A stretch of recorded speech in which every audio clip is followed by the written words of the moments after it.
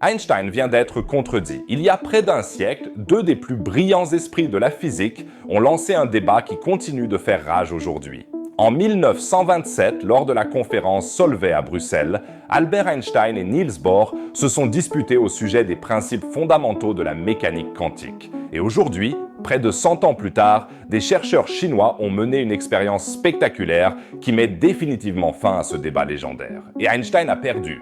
Ce qui s'est exactement passé et pourquoi cette expérience est si révolutionnaire, vous allez le découvrir maintenant. Bienvenue à tous.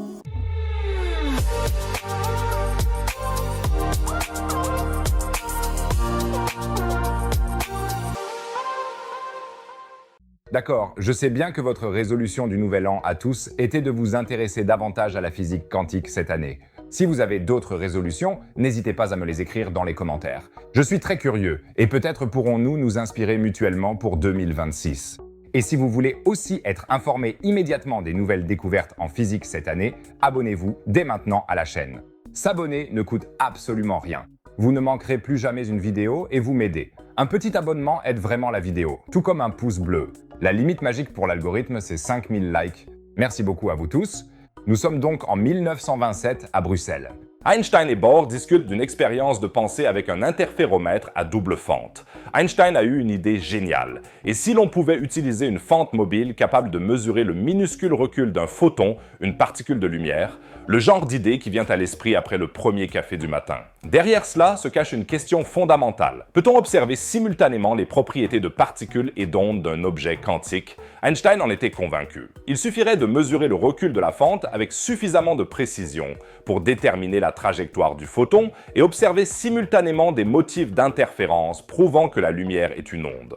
Bohr, en revanche, insistait sur son principe de complémentarité. Ces deux propriétés ne peuvent jamais être mesurées simultanément. Pendant près d'un siècle, cette expérience est restée purement théorique. Certains chercheurs ont mené des expériences similaires, mais personne n'avait réussi à mettre en œuvre l'idée originale d'Einstein à l'identique, jusqu'à présent. Une équipe de l'Université des sciences et technologies de Chine y est parvenue. Les chercheurs chinois ont utilisé pour cela une astuce absolument géniale. Ils ont utilisé un seul atome de rubidium comme fente mobile légendaire. Mais pas n'importe quel atome, non. Ils l'ont refroidi jusqu'à son état quantique fondamental absolu. À l'aide d'une pince optique, c'est-à-dire un faisceau laser hautement focalisé, ils ont maintenu l'atome en place et l'ont refroidi dans les 3 dimensions jusqu'à la limite de ce qui est physiquement possible. Il est important de maintenir l'atome en place car la fente ne peut fonctionner comme observateur quantique que si son flou d'impulsion est comparable à l'impulsion d'un photon unique. Cela serait impossible avec un miroir macroscopique normal.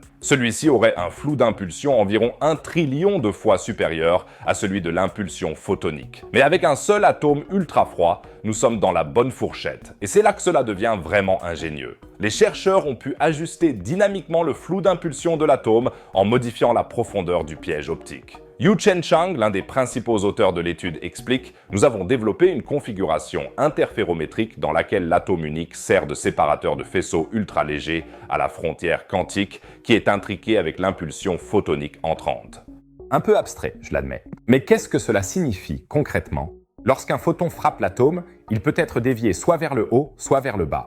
L'atome subit alors un recul de même ampleur dans la direction opposée. Cela signifie que le photon et l'atome sont intriqués au niveau quantique. Et c'était exactement l'idée d'Einstein. Mais voici maintenant le point décisif. En modifiant la profondeur du piège, les chercheurs ont pu observer comment la visibilité de l'interférence des photons individuels changeait progressivement. Lorsque le piège est faible, c'est-à-dire lorsque l'atome présente une grande incertitude quant à son impulsion, on observe des motifs d'interférence distincts. Le photon se comporte alors comme une onde. Lorsque le piège est plus profond, l'incertitude quant à l'impulsion diminue et les motifs d'interférence disparaissent lentement. Bon, que tous ceux pour qui c'est encore trop abstrait lèvent la main. C'est pourquoi voici une explication très simple. En contrôlant la force avec laquelle l'atome est maintenu, on peut régler de façon continue si la lumière incidente se comporte comme une onde ou comme une particule. Comme ça, on peut à peu près comprendre, non? Les chercheurs ont fait varier la profondeur du piège de 0,6 millikelvin à 10,49 millikelvin. C'est assez froid, à savoir seulement une fraction infime au-dessus du zéro absolu. Et dans cette plage, le flou d'impulsion de l'atome a varié de 0,78 à 1,6 impulsions photoniques, une fente quantique parfaitement réglable. Les visibilités d'interférences mesurées correspondaient presque parfaitement aux prévisions théoriques. Dans le piège le plus profond, elles ont atteint une visibilité de plus de 80%. Le photon présente clairement un comportement ondulatoire. Dans le piège le plus plat, la visibilité est tombée à moins de 50%. Le système se rapproche de la plage où il serait théoriquement possible d'extraire des informations sur le trajet. Pourquoi? Parce que l'intrication quantique entre le photon et l'atome augmente. Plus nous avons pu déterminer avec précision les trajectoires du photon via la réverbération atomique, plus son caractère ondulatoire disparaît, ce qui correspond au principe de complémentarité de Bohr en action. Et si vous n'êtes pas encore suffisamment enthousiaste, prenez conscience de l'ampleur gigantesque de ce défi. L'ensemble du système optique a dû être stabilisé en phase sur un laser de référence nanométrique. Les fluctuations de phase mesurées étaient de seulement 16,5 milliradians. Cela correspond à une fluctuation de longueur de trajet de seulement 2,8 nanomètres. À titre de comparaison, un cheveu humain a une épaisseur d'environ 80 000 nanomètres. Cette stabilité est absolument incroyable et montre à quel niveau technologique de telles expériences peuvent être réalisées. À l'époque d'Einstein et de Bohr, cela aurait été impensable. Les chercheurs écrivent dans leur étude « Cela nous permet de distinguer le bruit classique dû au réchauffement atomique du bruit quantique, limité dû au transfert d'impulsion. » Ils ont donc effectivement observé le passage d'un état quantique à un état plus classique. Qu'est-ce que cela signifie? Einstein avait tort. On ne peut pas mesurer simultanément les propriétés de particules et d'ondes d'un photon. Bohr avait raison avec son principe de complémentarité. Le principe d'incertitude de Heisenberg est fondamental. Il ne s'agit pas d'une limitation de nos appareils de mesure, mais d'une caractéristique fondamentale de la nature elle-même. On pourrait dire que c'est dommage pour Einstein, qui a finalement perdu le débat avec Bohr. Mais en réalité, c'est un triomphe pour la physique dans son ensemble. Car c'est le débat entre Einstein et Bohr qui nous a amenés à nous poser ces questions profondes. Leur expérience de pensée a façonné la mécanique quantique, même si les prédictions d'Einstein ne se sont pas vérifiées dans ce cas. D'ailleurs, la conférence Solvay de 1927 réunissait le gratin de la physique. Outre Einstein et Bohr, Heisenberg, Schrödinger, Pauli, Dirac et Marie Curie étaient également présents. Sur les 29 participants, 17 étaient ou sont devenus plus tard lauréats du prix Nobel. Ce débat s'est donc déroulé devant le public le plus brillant que l'on puisse imaginer et continue d'avoir un impact aujourd'hui. Ce qui rend l'expérience des chercheurs chinois si particulière, c'est qu'elle ne se contente pas de confirmer la mécanique quantique, mais qu'elle nous montre également comment fonctionne l'intrication quantique. Le photon et l'atome forment un système quantique cohérent, on ne peut pas les considérer séparément. Les informations sur la trajectoire du photon sont pour ainsi dire dispersées dans le flou d'impulsion de l'atome.